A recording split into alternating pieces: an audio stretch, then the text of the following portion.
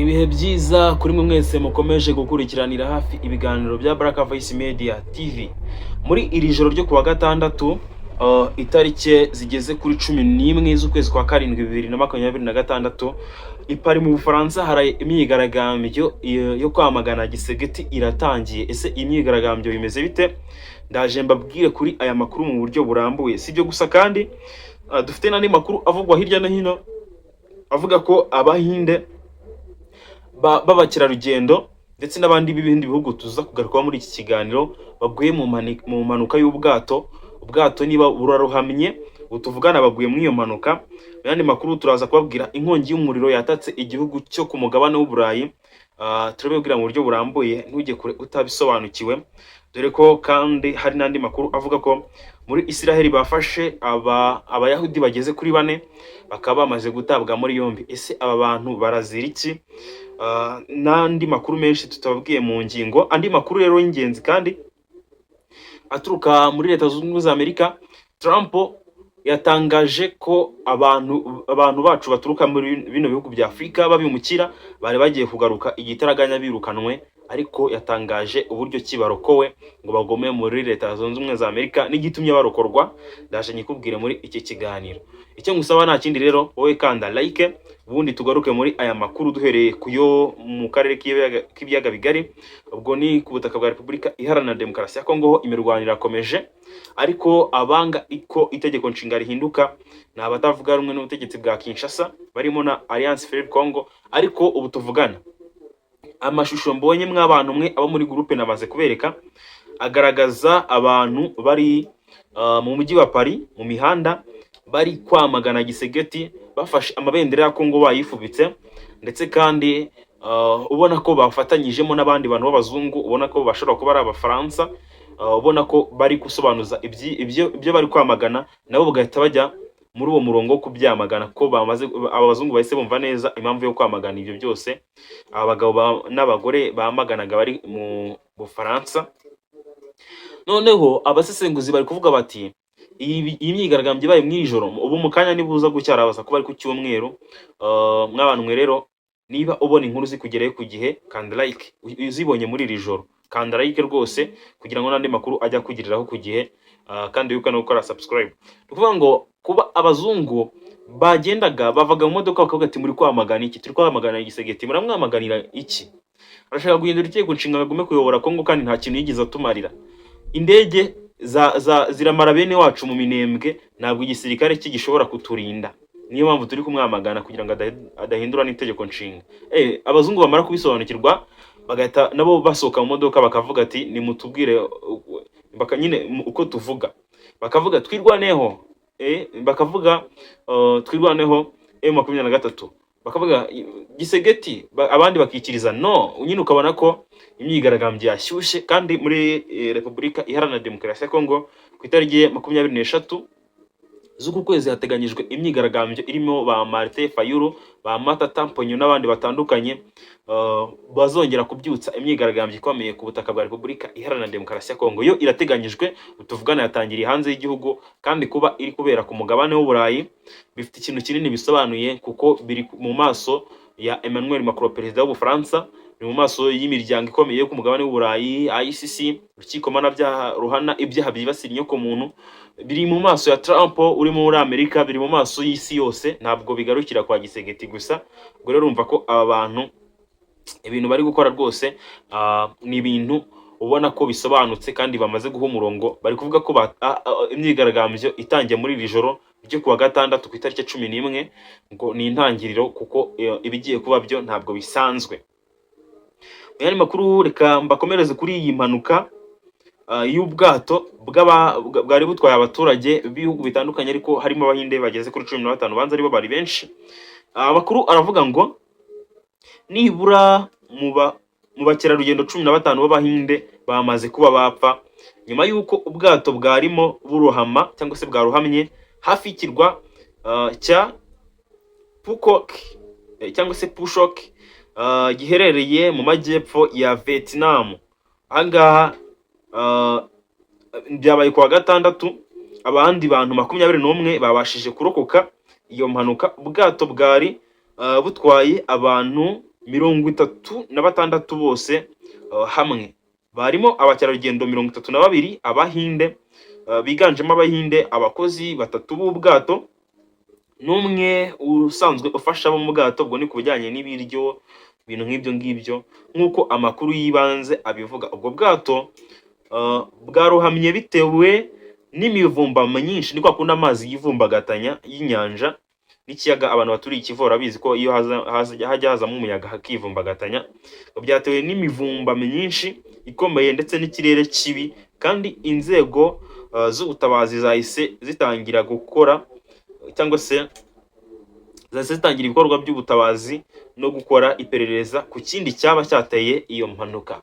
Nguko uko impanuka yagenze mu majyepfo ya Venezuela. Ahangaha ni impanuka yabereye igahitana abantu benshi biganjemo Abahinde. Ubu tuvugana bamaze kumira nkeri, ibyabo byamaze kuba byarangira. N'izi nzego zenda ziraza kuba zabona imirambo, imwe iraza kuba yariwe n'ibifi binini, dore ko zino nyanja ziba zirimo ibifi byo mu bwoko bwa barene n'ibindi byo mu bwoko bwa shaka. Ni ibifi binini cyane bishobora gukumira rwose bitiriwe binahekenya. Ubwo rero urumva ko ni ibyago byabaye, abo byabayeho cyangwa se abo bibabaje, nta kundi byagenda, niko isi byubatse, impanuka zigenda ziba umunsi ku munsi. Andi makuru nababwiye, igihugu cyo ku mugabane w'Uburayi cyatatswe n'icyitwa inkongi. Noneho umuyaga ngo uri kwikwirakwiza igafata ibice bitandukanye, ngo indege zirazimya, ziri kuzimya, ukagira ngo ni za nkongi zabereye hano mu gihugu cy'u Burundi. Abantu mwe nari nzi ko ibintu bikunze kuba muri Afurika, ibice binini bigashya, ubutabazi ntibubashe kugera aho bugomba kugera byihuse, ariko no ku mugabane w'Uburayi ibi bintu nabyo birabaye. Mu majyepfo ya Espagne, inkongi y'umuriro ikomeye cyane yakomeje guteza ibibazo bikomeye kugeza kuri uyu munsi wa gatandatu. Abashinzwe kuzimya inkongi ntabwo bari kuruhuka, bari gukora ubutaruhuka, ndetse kandi bagera ku magana, bakomeje gukora ibishoboka byose kugira ngo barebe ko bazimya uyu muriro. Kugeza ubu nibura abagera kuri 12 nibo bamaze kugaragara imirambo yabo ko bamaze gupfa bazize iyo nkongi y'umuriro. Abarenga 20 baburiwe irengero, kugeza ubu ntawuzi niba bariho cyangwa batakinariho, kandi ibikorwa byo kubashakisha biracyakomeje. Umuriro wakwirakwiye vuba kubera ubushyuhe bwinshi, umuyaga ukomeye n'ubutaka bwumye, bituma kuzimya uwo muriro bigorana. Abaturage benshi bimuwe mu byabo kugira ngo, nari nzi ko guhunga ubusanzwe bikunda kuba muri Afurika kubera ko haba intambara, ibiza n'iki, ariko urumva ko no ku bugabane w'Uburayi ibiza byamaze kuza, urumva ko impeshyi yakaze.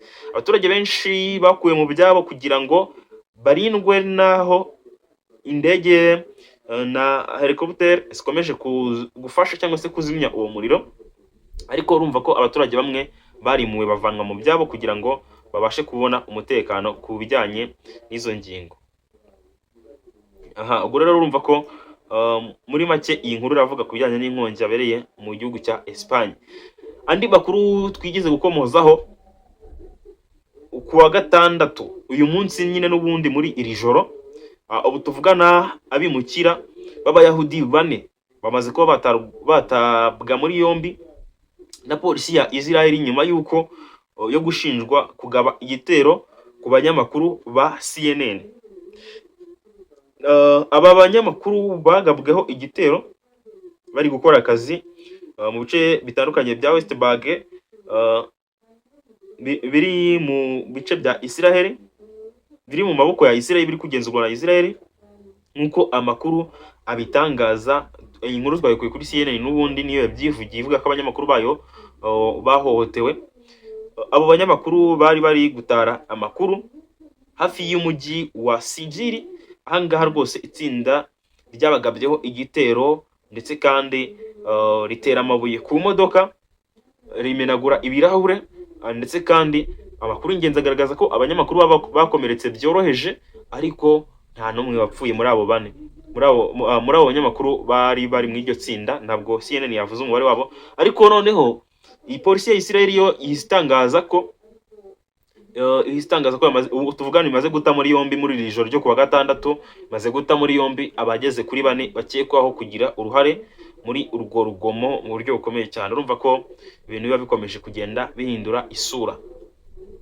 Mu yandi makuru rero nababwiye ya nkuru ivuga ko Trump rwose yongeye amahirwe abanyamerika, abantu bacu bari muri Amerika bari bagiye guhita bataha igitaraganya. Bamwe baturuka muri bino bihugu bya Afurika bari bagiye guhita bataha igitaraganya, ariko Trump abongereye amahirwe yo kuba muri Amerika. Ariko impamvu ayabahaye ndaje nayo nyikubwire. Iyi nkuru ivuga ko ubutegetsi bwa Perezida Donald Trump bwongereye igihe impushya zo gukora work permission cyangwa se impushya zo gukora akazi ku bantu 100,000 baturuka, by'umwihariko abenshi muri bo baturuka muri Haiti n'ahandi mu bindi bihugu by'isi, ubwo ni mu Burundi, Congo, Rwanda, Uganda n'ahandi. Abantu bari bafite uburenganzira bwo kuba muri Leta Zunze Ubumwe za Amerika bw'agateganyo binyuze muri gahunda yitwa temporary project status. Iyi gahunda niyo ibarokoye iyo impushya zabo zikurwaho cyangwa se zirangira mu masaha make yarasigaye, ubwo ni nk'ejo ku cyumweru cyangwa se kuwa mbere, bari kuzirukanwa muri Leta Zunze Ubumwe za Amerika iyo hataza kubaho nyine iyo gahunda ya temporary project status. Hanga niyo gahunda ibarokoye, ni gahunda yo kugira ngo urumva ko aba bantu bamwe muri bo bakoraga mu nganda, abandi bakoraga ku bigo by'indege, abandi bakoraga mu busitani muri jardin zitandukanye, abandi bakoraga nyine imirimo itandukanye, ko baje kubona ko ari benshi ndetse kandi byashoboraga no guteza imyigaragambyo. Niyo mpamvu gahunda yashyizweho rero kugira ngo itazongera gutera imyigaragambyo. Mbibutsa ko muri Amerika hari igihe Trump yapanze gahunda yo kwirukana abimukira ngo batamaze imyaka 4 muri Leta Zunze Ubumwe za Amerika, hanyuma bamuteza imyigaragambyo ikaze cyane ku buryo abatavuga rumwe n'ubutegetsi bwe bari babonye urwitwazo rwo kumwamagana no kuvuga inengeze, cyane cyane nko mu gihe iyo amatora aza kuba muri icyo gihe ntabwo Trump yari kongera kuyatsinda. Icyo gihe byanarangiye muri ya manda yashize, byarangiye avuyeho Joe Biden abari bujyaho, ndetse kandi biri mu bintu byatumye atsindwa. Ubwo Trump yagarutse avuga ati rwose abimukira bashyiriyeho gahunda rwose izajya ibarengera igihe mwasabye uruhushya rwo kuba muri iki gihugu rugiye kurangira. Iyi gahunda rero niyo irengeye Abanyekongo, Abanyarwanda, Abanyarwanda, Abarundi bari muri Leta Zunze Ubumwe za Amerika. Gahunda yabo cyangwa se uruhushya rwabo rwari rugiye kurangira, ariko rurongerewe. Ariko nanone si izo muwe gusa, izindi muwe zibiteye, urumva ko bakoreraga inganda zitandukanye, ibibuga by'indege, ibigo bifasha abafite imyaka y'ubukure iri hejuru, koza abakecuru mu yandi magambo n'abasaza. Nukuvuga ngo niho bakoraga. None iyo bataha abo bakecuru bari kozwa nande? Bari kozwa n'abazungu? Igisubizo ni oya. Izo mbwa zari kozwa nande? Zari kozwa n'abazungu? Igisubizo ni oya.